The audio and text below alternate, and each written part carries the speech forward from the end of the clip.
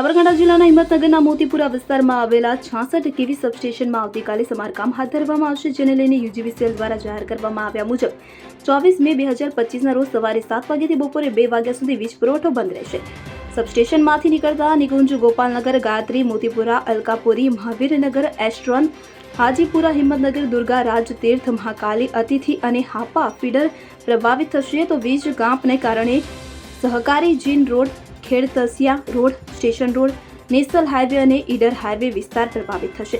આ ઉપરાંત જૂના નવા બજાર, GIDC, Gayatri Mandir road, Daulat Vilas palace road પણ પ્રભાવિત થશે। Himmatnagar bypass road, Hajipura, polo ground અને નવી જૂની સિવિલ હોસ્પિટલ વિસ્તારમાં પણ વીજ પુરવઠો બંધ રહેશે। છાપરિયા, પોલિટિકલ કોલેજ રોડ, મહાકાલી મંદિર રોડ અને નવીન જિલ્લા પંચાયત વિસ્તાર પણ પ્રભાવિત થશે। હાપા, કાઠવાડ, તાજપુરી, પોલાજપુર અને કુડોલ ગામમાં પણ વીજ પુરવઠો બંધ રહેશે। સમારકામ પૂર્ણ થયા બાદ કોઈ અલગ સૂચના વગર વીજ પુરવઠો પુનઃ કાર્યરત કરવામાં આવશે। હવે જુઓ દેશ દુનિયાની તમામ ખબરો તમારી આંગળીના ટેરવે।